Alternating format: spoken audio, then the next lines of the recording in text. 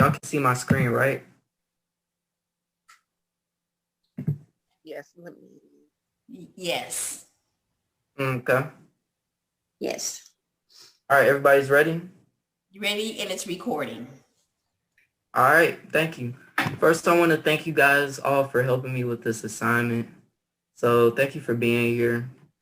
All right, and today I want to talk to you guys about analyzing graphs. All right, so today is March 15th, 2021. It's about to be summer, and so you guys know that the temperature is changing very fast these days. All right, so let's say I wanted to record the temperature and give you guys the information. All right, if I were to just give you the numbers on what temperatures are looking like on certain days, chances are it will look like how it does right here on the right. You see a bunch of numbers, and this information can be useful, but chances are it's not going to be very useful for drawing conclusions, and you can't really see what these numbers are doing. You can't see how it's changing, if it's increasing or decreasing, or what's going on with that. So for that reason, we have graphs. Graphs make it easier to analyze information like this. All right. And so here's a graph right here. And so it makes it much easier to see how the temperature is changing on given months. All right. So you start with January, and of course it's relatively colder. And then the summer gets warmer, and then it's colder again in the winter. All right. So that's why we have graphs. All right. And so on the bottom, we have what is being changed. All right. And so what's being changed in this case is the month. And on the left, we have the measurements. All right. And it starts at 55 degrees Fahrenheit on the bottom, and it goes all the way up to 85 degrees. All right. And so I want to teach you guys how to read a graph. So usually when reading a graph, you want to start with the title, and that's going to tell you what's being measured. So let's start on this graph here on the left. What we have what's being measured is the greenhouse temperature. And of course, after you start with the title, you're going to go to the bottom. And like I said earlier, the bottom is going to tell you what's being changed. So in most cases, what's being changed is going to be the time. So you can see that we're going to be measuring the temperature from 10 a.m. to 4 p.m. And then again, we're going to go to the left, and then that's going to tell you the measurements. And so in this case, we're measuring it in degrees Celsius. All right. So starting at 10 a.m., we can go directly up, and we can see at 10 a.m., the greenhouse was 21 degrees Celsius. All right. 11 a.m., we go straight up, and the greenhouse was 23 degrees Celsius. And you see we can do that for each time interval, and that lets us easily analyze what information has been given to us. All right. So let's go over this one more time, and eventually I'm going to ask you guys if you want to ask me any questions, and then I'm going to quiz you guys. So let's go over this one more time. All right. So we're going to start with the title. That's going to tell us what's being measured, okay? So we have position versus time. And this can be useful, let's say, if you're driving a car on the interstate and you want to see how far you've gotten depending on how much time has passed, all right? So the bottom tells us what's being changed, and that's the time measured in seconds.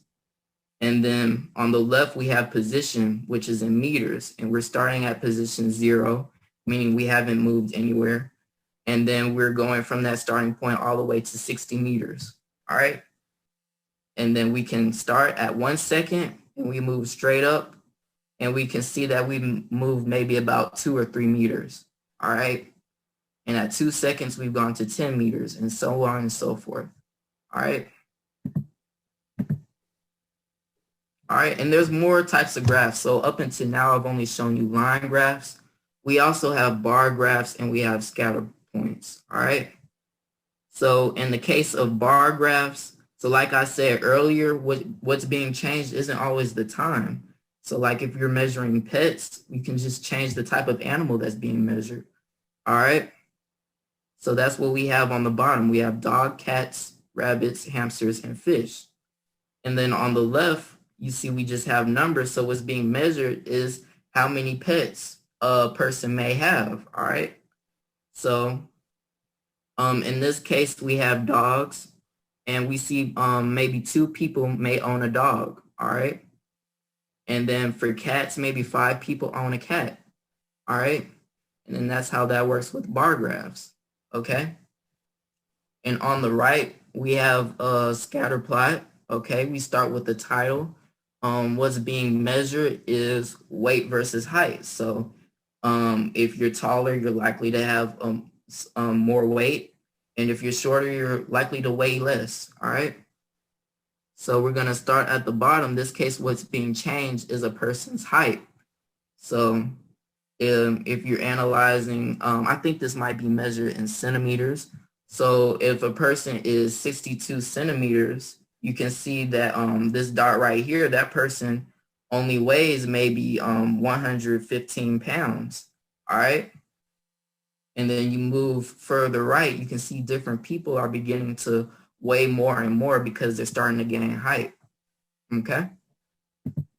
And so here is a simple way I made up a chant so that you can easily remember how to read a graph, all right? And the chant goes like, the top is what's measured, the bottom is what changed, the left is the value, all right? You guys want to repeat that? All right, you can say it with me. Okay. Okay, 1, 2, 3. The top, Top is What measured. the bottom The is bottom what is changed, Bottom is Change. changed. The left is the the left is value. the value. The value.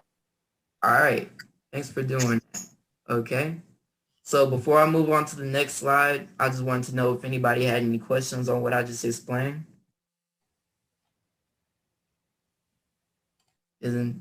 If no, I can move on. It's all good. All right. So now I have a quiz for you guys. Okay.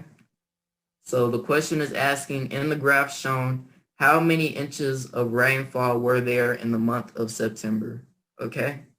So I'm going to show you the graph. We're looking for how many inches is in September. All right. 1.5. Are you gonna call us out? Oops. Does anybody know the answer? Whoever knows the answer can answer first. 1.5 Inches. You all agree with that? 1.5? Yep. All right. That is the correct answer. Guys, I'm not sure how to display the correct answer, but that is correct, guys. So that lets me know that you guys are understanding this topic. Thank you for listening, and thank you for attending my class. I'm done. Oh, wonderful. Good job, Mikey. Thank you.